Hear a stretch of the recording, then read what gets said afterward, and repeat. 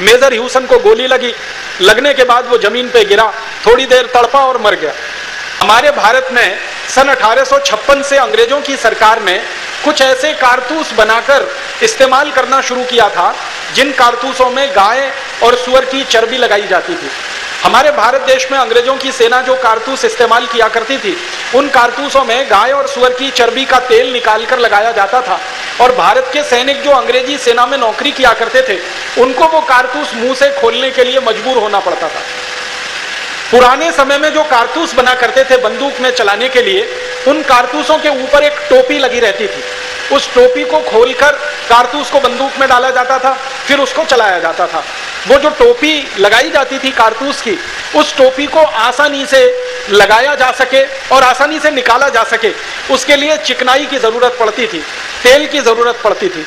और 1856 के आसपास सबसे सस्ती चिकनाई जो भारत में मिलती थी, सबसे सस्ती और सबसे आसानी से जो चिकनाई भारत में मिलती थी, वो गाय के मांस में से निकाला हुआ तेल होता था, सूअर के मांस में से निकाला हुआ तेल होता था।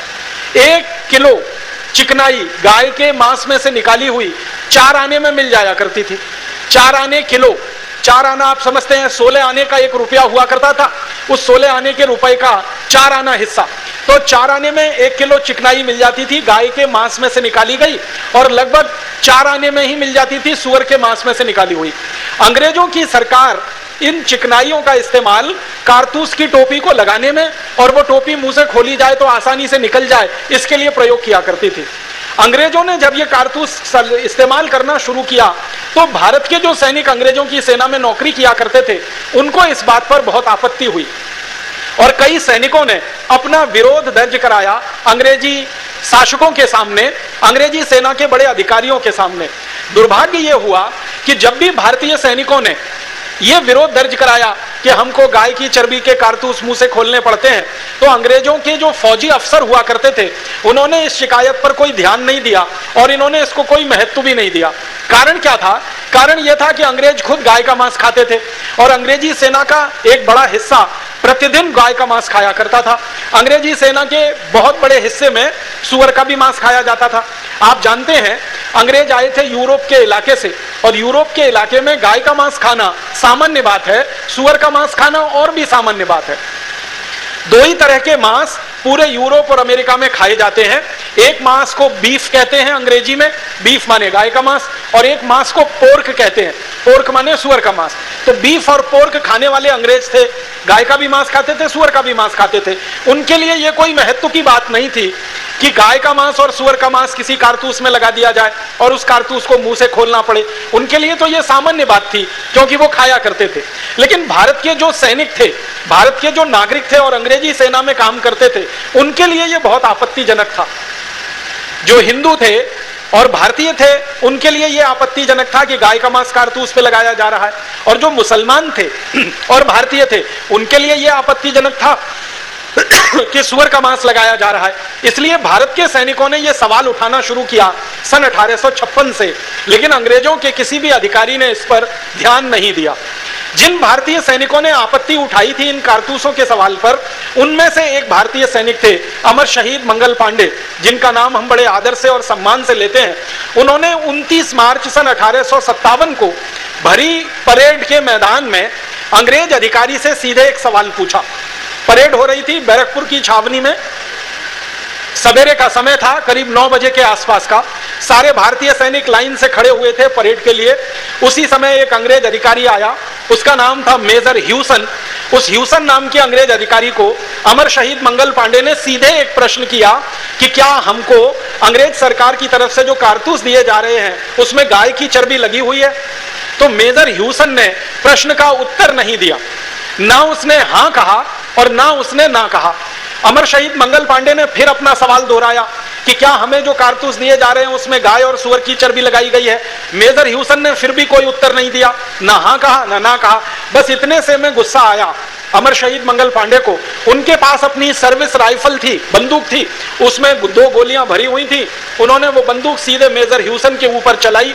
मेजर ह्यूसन को गोली लगी, लगने के बाद वो जमीन पे गिरा, थोड़ी देर तड़पा और मर गया। उसके बाद क्या हुआ, उसका एक दूसरा सहयोगी था, उसका नाम था लेफ्टिनेंट वॉग। वॉग नाम का जो अंग्रेज अधिकारी था वो मंगल पांडे को पकड़ने के लिए घोड़े पर चढ़कर दौड़ा।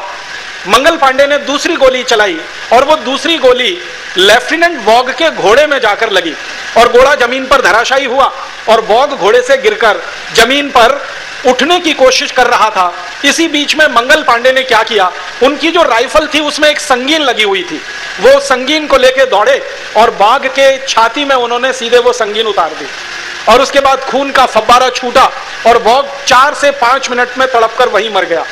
बहुत सारे भारतीय सैनिक ये दृश्य देख रहे थे और उनके मन में भी कुछ न कुछ करने का गुस्सा और जज्बा पल रहा था।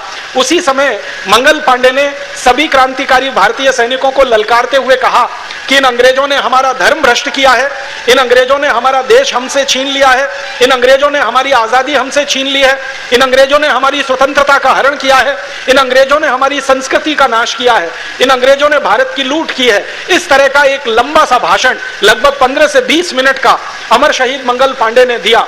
भारतीय सैनिकों में थोड़ा सा क्रोध पैदा हुआ, लेकिन उसी समय अंग्रेजों के एक बड़े अधिकारी को इसकी जानकारी हो गई कि मेजर जनरल ह्यूसन और उसके बाद लेफ्टिनेंट वॉग ये दोनों मारे जा चुके हैं और अमर शहीद मंगल पांडे ने गोली चलाई है। तो अंग्रेजों की एक बड़ी फौज आई और उस बड़ी फौज ने मंगल पांडे को पकड़ने के लिए प्रयास शुरू किया।